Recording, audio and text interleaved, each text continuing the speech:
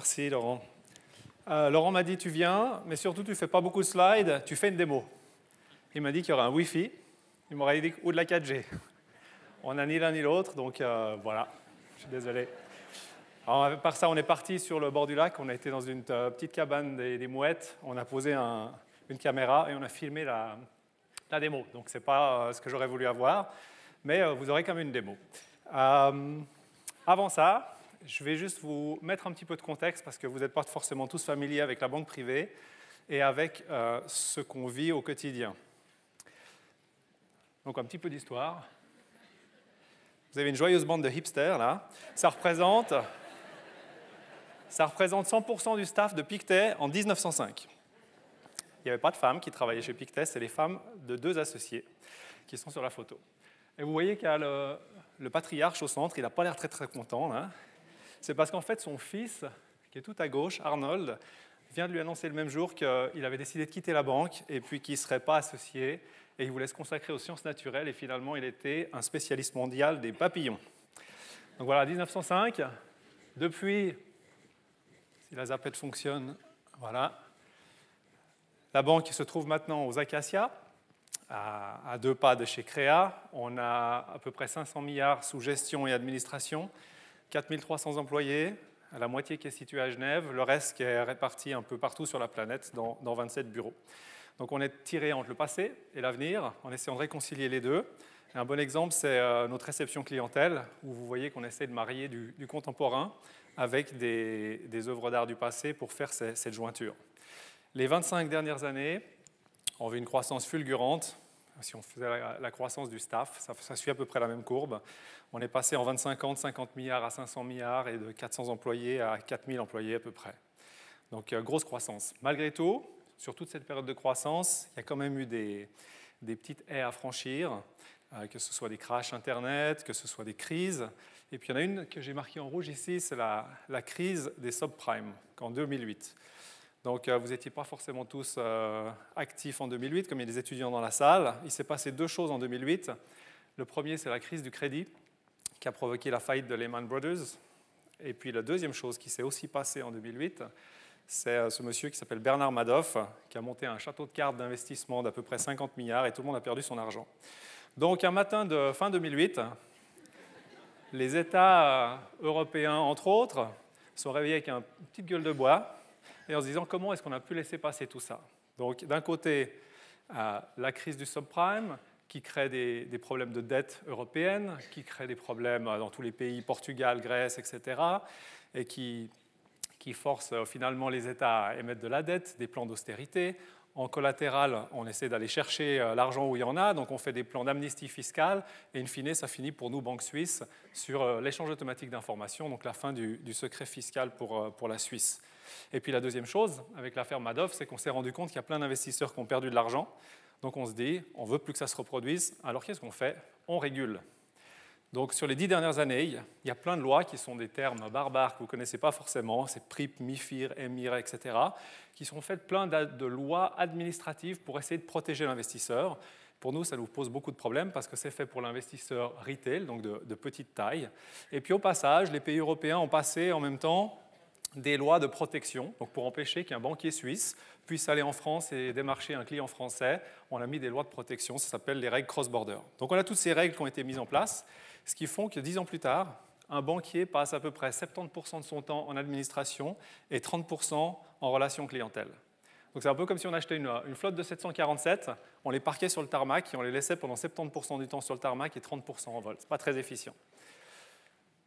Donc on sort maintenant de cette transformation réglementaire, elle est derrière nous, et maintenant on embrasse la transformation digitale parce que toute la complexité qui a été créée avec les réglementations, on va les simplifier avec la digitalisation. Et pour ça, je vais vous montrer un exemple dans le domaine de l'advisory.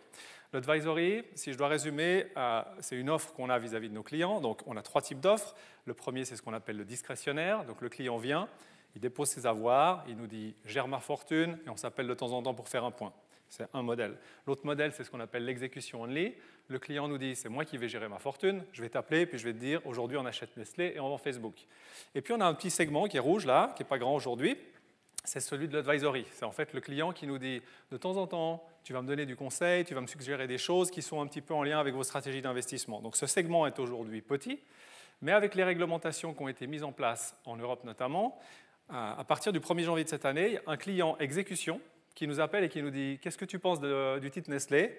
On lui dit « Je suis désolé, je n'ai pas le droit de te répondre car tu n'as pas signé de contrat advisory avec nous, c'est réglementaire. » Donc pour nous, ce qui était une contrainte devient une opportunité parce que ça veut dire qu'on a l'opportunité de transformer tout un pan de clientèle qui utilisait ce service auparavant sans avoir officiellement un contrat et aujourd'hui a une offre advisory. Donc on a engagé une équipe de 14 personnes basée à Genève pour faire uniquement de l'advisory. Cette équipe prend tout le savoir d'investissement de notre plateforme qui est d'à peu près 150 personnes.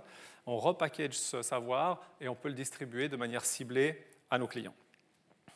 Voilà. L'application ressemble à ça. Est-ce qu'on peut lancer le petit film pour montrer ce que j'aurais voulu montrer sur mon iPad en direct? Je vais vous faire le commentaire du film. Voilà, donc le client va se connecter. Là, c'est dans l'abribus mouette. Voilà, donc il voit ses différentes classes d'actifs. Il peut regarder ses actifs. Il choisit la classe d'actifs action. Il déroule ses actions, il voit les recommandations pour chacun, il décide de filtrer par rapport à, par exemple, la technologie et le retail. Vous voyez qu'il y a 104 titres qui sont affichés, qui sont en recommandation Strong Buy et Buy, il n'y en a plus que 43. Et après, il va décider d'aller voir, par exemple, le titre Amazon. Donc on a un analyste qui nous fait ses recommandations. Il y a le prix d'hier soir à 1200, le target à 1400, donc on pense que ça vaut 11% de plus qu'aujourd'hui. Et puis là, on voit la nouvelle de l'analyste qui nous a écrit sa note, le graphe, les détails financiers par rapport à ce titre. Et puis on voit le graphe dans le temps. On peut, voilà, sur la dernière année, donc le titre Amazon qui a fait 61% sur une année. On décide de le comparer avec Apple. Voilà. Et on voit les deux titres. Et ensuite, la chronologie des anciennes news qui ont été faites, comme ça on peut retrouver ce qui a été dit à un certain moment dans le temps. Donc ça, c'est pour une action, par exemple. On va revenir également sur des fonds de placement. Donc là, l'univers des fonds de placement est extrêmement complexe. Vous voyez qu'il y en a 993 juste dans cette catégorie.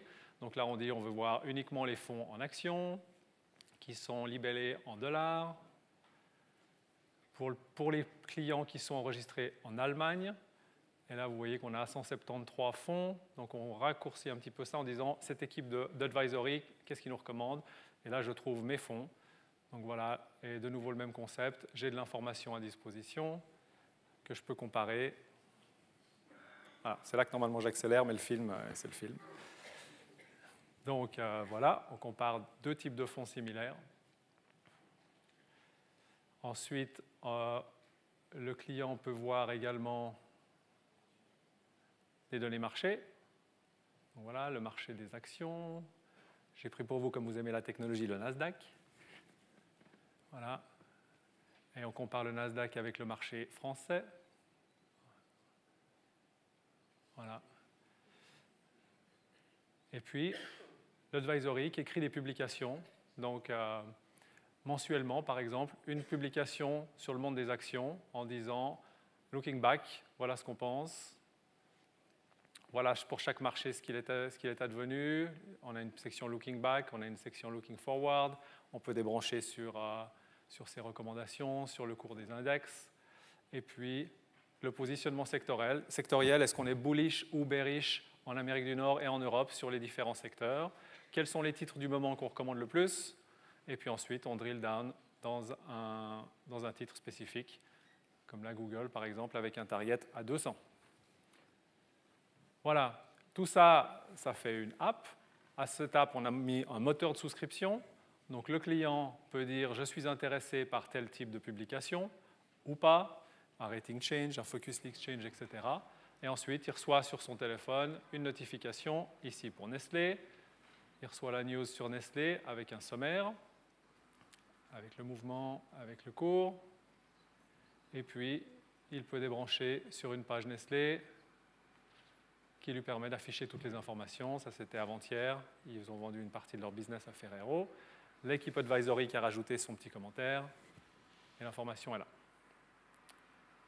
Voilà. Donc, pour une démo à quoi ressemble cette application, je crois qu'on a terminé. Est-ce qu'on peut repasser sur les slides, s'il vous plaît? Voilà. Donc là, vous avez vu un système, une user experience. Le client peut facilement retrouver son information. Et je vous ai parlé aussi de ces fameuses lois et de ces fameux contrôles. Donc avant de pouvoir envoyer une information sur Nestlé ou sur un fonds, je dois m'assurer que cette info, j'ai le droit de la distribuer à mon client.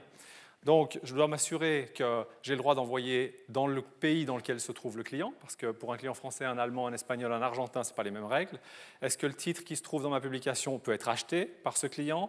Est-ce que ça correspond à son profil risque? Est-ce que je dois y mettre des pièces jointes avec des documents officiels? Est-ce que ça respecte des conditions de vente dans les pays du client, etc., etc. Est-ce que c'est en adéquation fiscale avec la fiscalité du client? Donc, tous ces points, si le banquier devait les faire à la main, ce serait un cauchemar, ce serait juste pas scalable et ce n'est pas une offre qu'on aurait pu mettre en place. Donc ce qu'on a fait, c'est qu'on a automatisé tout ça et maintenant la totalité des contrôles prend 70 millisecondes. Donc ça veut dire qu'on a l'information qui est publiée et elle est distribuée. Voilà, donc on a d'un côté les États qui ont fait du bruit, de notre côté on s'est dit non, la technologie va nous permettre de rester dans le marché. Et en fait, vous avez vu une partie de l'app qui est la partie recherche financière. On mélange ça avec les données du portefeuille du client. On y rajoute de la signature électronique pour pouvoir valider des documents. On y rajoute de la biométrie et le tout fait une solution technologique qui est là pour le client, mais également pour faciliter la distribution de l'information de la banque. Donc, dans la banque, on dit souvent « We are an investment-led service company ». Et moi, pour mes besoins, je dis, on n'est pas, oui, on est une investment-led service company, mais en fait, si je regarde d'un point de vue technologique, on est un client-centric, cost-efficient data company. Alors, quand je dis ça, ils me disent, ah, data company, on fait de l'investissement. Je dis, oui, mais à la fin de la journée, si on fait une recommandation financière, c'est de la data, la performance du client, c'est de la data, un virement, un transfert, un achat, tout est de la data et tout se retrouve dans des systèmes. Donc, pour ça, pour nous, la data, la donnée, c'est le nerf de la guerre. Donc, 3 pans. D'un côté, on aimerait avoir une user experience qui est world class. On aimerait avoir des processus qui sont lean et efficient et une architecture de données qui est state of the art. Pourquoi c'est important pour nous ces 3 points? Et c'est ma conclusion. Quand on a une user experience qui est vraiment top, ça veut dire que et le banquier et le client peuvent se focaliser sur des services à valeur ajoutée et non pas perdre du temps sur autre chose. Quand on a des systèmes qui sont lean et efficient et des processus efficients, ça veut dire qu'on reste compétitif dans le marché. Et quand on maîtrise l'architecture de données, comme vous l'avez entendu avec Nespresso, ça veut dire qu'on maîtrise mieux la connaissance de son client et par conséquent, on peut mieux servir ses clients. Voilà, je vous remercie pour votre attention. Merci Olivier.